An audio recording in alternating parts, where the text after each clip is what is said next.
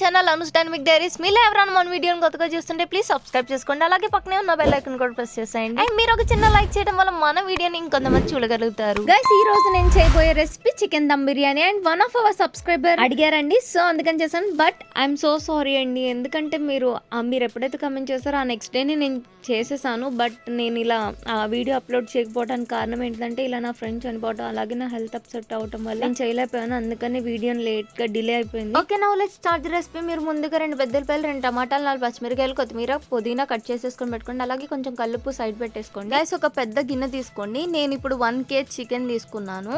ఈ 1 kg చికెన్ని శుభ్రంగా క్లీన్ చేసేసి వాష్ చేసేసుకొని ఈ బౌల్లోకి ట్రాన్స్ఫర్ చేసేసుకోండి. చేసుకున్న తర్వాత ముందుగా కట్ చేసుకున్న పచ్చిమిరకాయలు, టమాటాలు, ఉల్లిపాయలు ఇవన్నీ దీంట్లో ట్రాన్స్ఫర్ చేసేయండి. తర్వాత కొంచెం చిటికెడ పసుపు, అలాగే పుదీనాకు, కొత్తిమీర, కల్లుప్పు, 1 టేబుల్ స్పూన్ అల్లం వెల్లుల్లి పేస్ట్, కారం, 1 కప్పు పెరుగు, అలాగే 1 చిన్న టేబుల్ స్పూన్ ఆయిల్ వేసేసుకొని మీ దగ్గర ఏమైతే మసాలా దినుసులు ఉంటాయో అవన్నీ కొంచెం కొంచెంగా వేసేసుకోండి. మీరు ఘాటుగా తింటారు అయితే వేసుకోండి, లేదు మేము లైట్గానే తింటాము అన్నది అది మీ టేస్ట్కి తగ్గట్టండి, కొంచెం తగ్గించి వేసుకోండి. వేసుకొని వాటిని శుభ్రంగా మొత్తం మసాలాలన్నీ ఆ ముక్కలకి పట్టే విధంగా మీరు బాగా కలుపుకొని ఒక 20 నిమిషాల పాటు పక్కన పెట్టేయండి. ఇప్పుడు కిలో చికెన్కి కిలో బియ్యం సరిపోతాయండి. అంటే ముక్కలు అనేవి తగ్గకూడదు, పెరిగినా పర్లేదు. ఇప్పుడు మీరు 1.5 కిలో వేసుకున్న చికెన్ బాగుంటుంది, కానీ ముక్కలు మాత్రం తగ్గకూడదు. ముక్కలు తగ్గితే కొంచెం మనకి సరిపోవు అనమాట. అలాగే మీరు ముక్కలు అనేవి చికెన్ ముక్కల్ని మీడియం సైజులో కొట్టించుకోండి. మరీ చిన్నవి కాదు, మరీ పెద్దవి కాదు, మీడియం సైజులో కొట్టించుకుంటే బాగుంటుంది.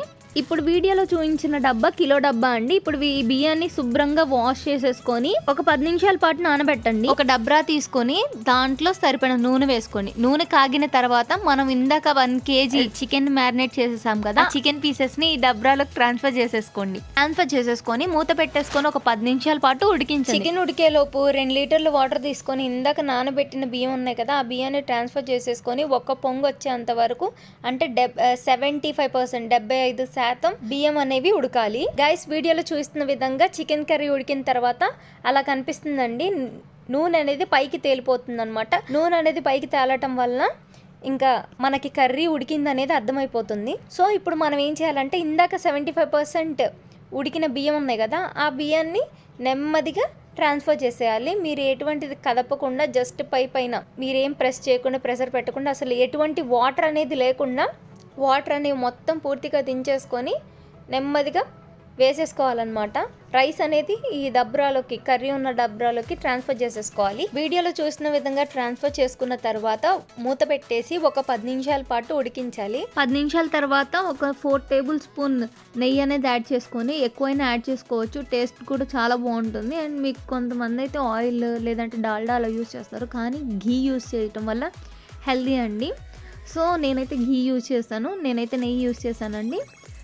నేను ఒక 4 టేబుల్ స్పూన్స్ అలా వేసుకుంటే సరిపోతుంది. కలర్ యాడ్ చేస్తున్నాను, ఇది ఆప్షనల్.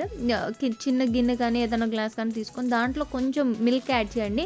కొంచెం మిల్క్ వేసుకున్న తర్వాత ఫుడ్ కలర్ దాంట్లో వేసేసి ఒకసారి మిక్స్ చేసేసి ఇంకా ఆ దబ్రాలోకి యాడ్ చేసేసాను. జస్ట్ అలా పైన వేసేసేయండి.